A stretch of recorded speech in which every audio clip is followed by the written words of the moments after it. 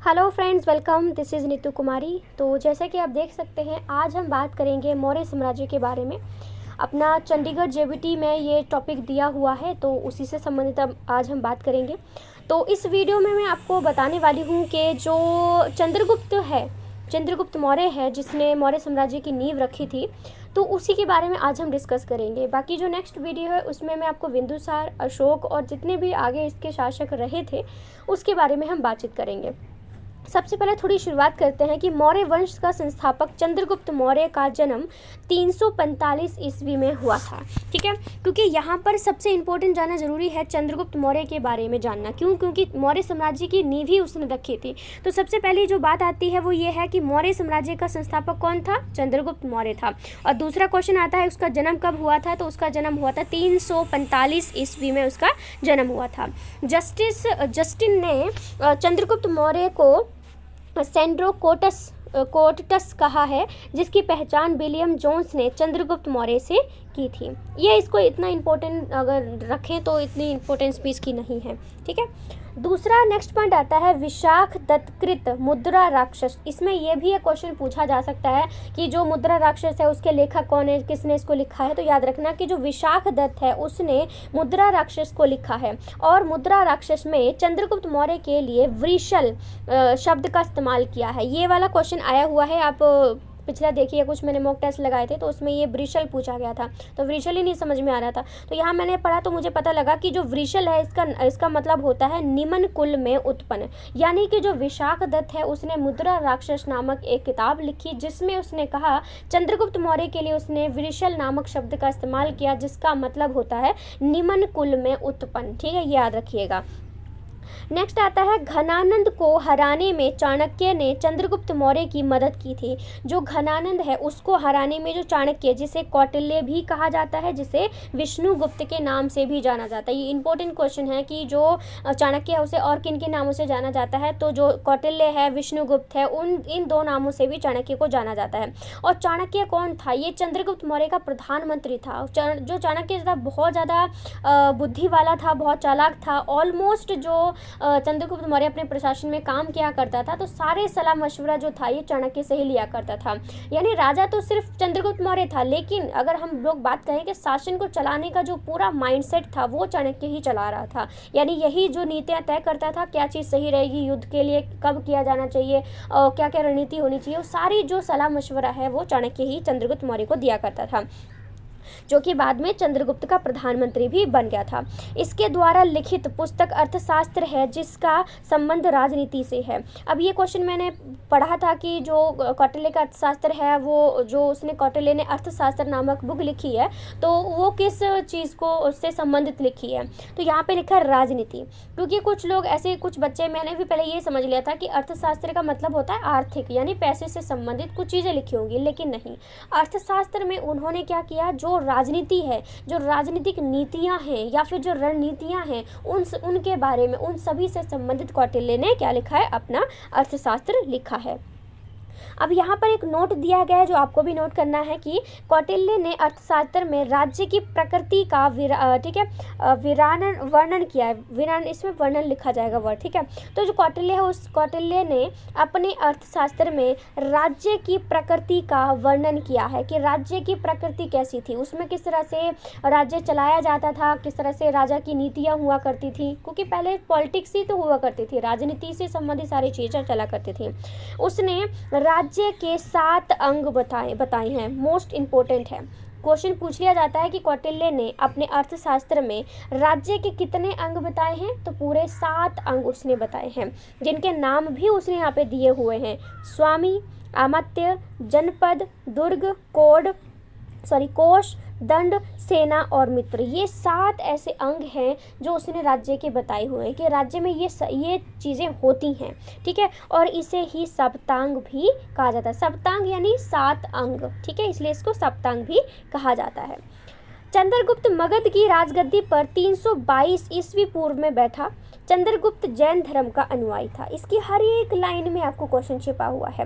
पहला हमने बात करी कि जो चंद्रगुप्त मौर्य था उसका जन्म कब हुआ था, 345 में उसका जन्म हुआ। 322, कहीं पे 321 भी लिखा होता है, ऑप्शन के अकॉर्डिंग चूज कर लेना। तो 322 ईस्वी पूर्व में चंद्रगुप्त मौर्य का जन्म हुआ था और वो कौन से धर्म को मानता था, वो जैन धर्म को ज़्यादा मानता था। ठीक है, उसके बाद है चंद्रगुप्त ने अपना अंतिम समय कर्नाटक के श्रवण बेलगोला नामक स्थान पर बिताया था।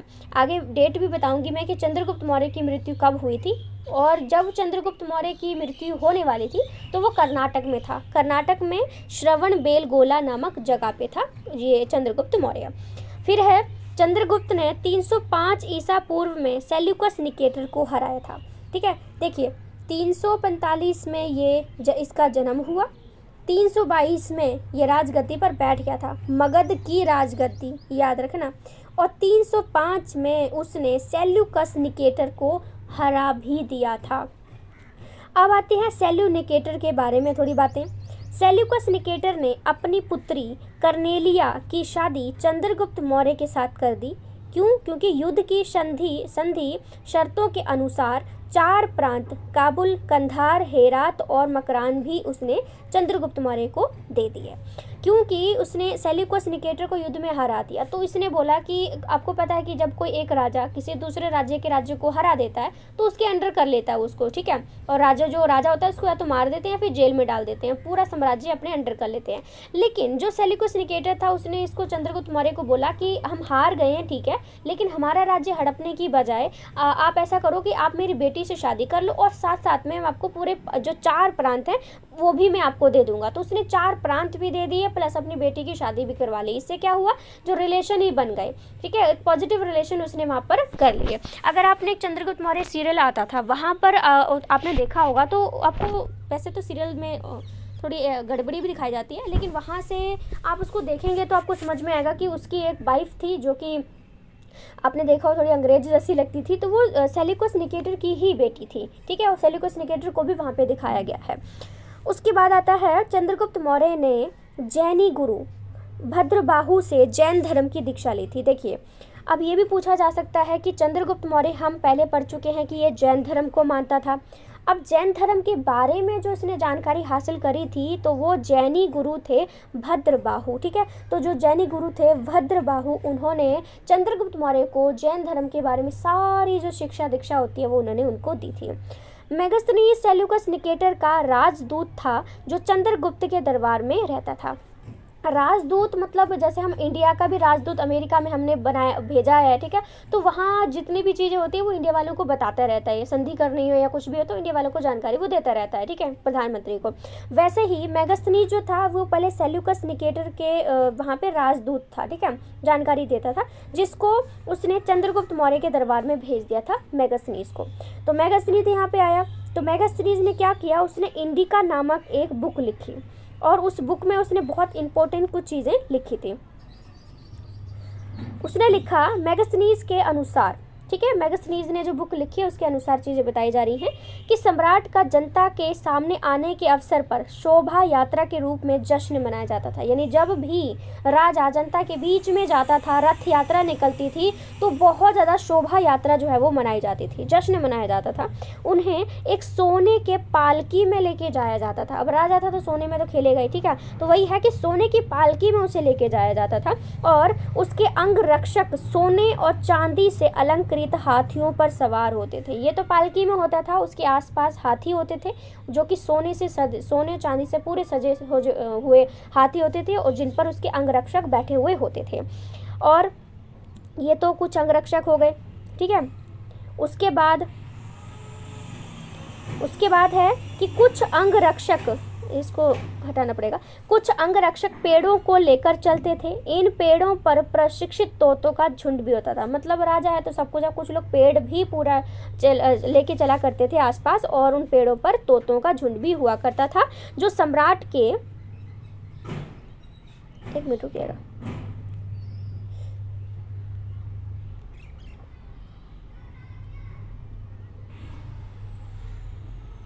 ठीक जो यहाँ पे हमने किया था कि जो पेड़ों को लेकर चलते थे, ठीक है, और जिस पे तोतों का झुंड होता था, जो सम्राट के सिर के चारों तरफ चक्कर लगाते रहते थे।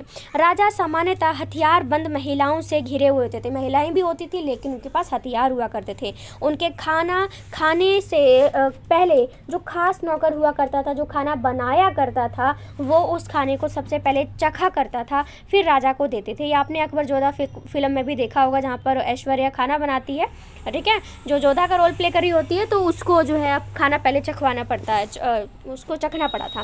वे लगातार 2 रात तक एक ही कमरे में नहीं सोते थे। मैगजीन्स ने बोला कि जैसे कहीं पर वो अपने टेंट लगाया करते थे, आपने देखा होगा पूरा कारवां होता था, तो वो कभी भी 2 रात एक ही जगह पर एक ही कमरे में नहीं बनाते थे, क्योंकि इससे सामने वाले को पता लग जाता था कि राजा इसी रूम में सोता है, तो कभी भी आक्रमण हो सकता था। तो वो कभी भी एक कमरे में 2 बार नहीं सोता था, वो अलग अलग कमरे चेंज करता रहता था। अब है पाटलिपुत्र के बारे में थोड़ी बहुत जानकारी इसने दी है कि पाटलिपुत्र एक विशाल प्राचीर से घिरा है, जिसमें 570 बुर्ज हैं और 64 द्वार हैं। जो पूरा पाटलिपुत्र है ना, अपना मगध का, जो इसको मेरे ख्याल से इसकी राजधानी भी है ये, तो उसमें 570 तो उसने बुर्ज बनाए हुए हैं। बुर्ज ऐसी जगह होती थी जहाँ से नज़र रखी जाया करती थी, बंदूकें मारने के लिए या तोपें चलाने के लिए, इस तरह से बुर्ज जो थे वो बनाए जाते थे। और उसमें पूरे के पूरे 64 द्वार थे, यानी 64 उसमें दरवाजे बनाए गए थे। और ज़्यादातर दरवाजे कन्फ्यूज़ करने के लिए बनाए जाते थे। ओरिजिनली उसमें से निकलते नहीं थे, लेकिन कन्फ्यूज़ करने के लिए कुछ दरवाजे बनाए जाते, ताकि कोई आक्रमणकारी आ जाए तो वो कन्फ्यूज़ हो जाए कि ये दरवाजे तो कहाँ से कहाँ जा रहा है ना। उसके बाद है 2 और 3 मंजिल वाले घर लकड़ी और कच्ची ईंटों से बने होते थे। इन्होंने बोला कि अगर 2 मंजिल का मकान है या फिर 3 मंजिल का मकान है तो वो लकड़ी और कच्ची ईंटों से बना हुआ होता था। राजा का महल भी काठ का बना होता था, जिसे पत्थर की नक्काशी से अलंकृत किया जाता था। यह चारों तरफ से उद्यानों और चिड़ियों के लिए बने बसेरों से घिरा होता था। आपने जोधा के बारे में भी देखा होगा, वहाँ पर भी उसके आसपास बहुत सारे पक्षी, बहुत सारे तोते, कबूतर रखे गए थे, ठीक है। तो वो एक अच्छा माइंडसेट बना देते हैं पक्षी अगर हम पालते हैं, तो इसलिए उन्होंने इस तरह से वो रखा करते थे। राजा शौक भी होता था, आप क्या कर सकते हैं। अब है चंद्रगुप्त मौर्य और सेल्यूकस के बीच हुए युद्ध का वर्णन एपियानस ने किया है। चंद्रगुप्त मौर्य और जो सेल्यूकस निकेटर, अभी हम पीछे पढ़ के हटें, जिसकी बेटी की इससे शादी हुई थी, तो चंद्रगुप्त मौर्य और सेल्यूकस के बीच में जो युद्ध हुआ था उसके बारे में जानकारी हमें एपियानस ने उसके बारे में लिखा है। प्लूटार्क के अनुसार चंद्रगुप्त ने सेल्यूकस को 500 हाथी उपहार में दिए थे, ऐसा कहा जाता है। रियलिटी तो कुछ नहीं, जो किताबें हैं उन्हीं से हमें जानकारी मिलती है।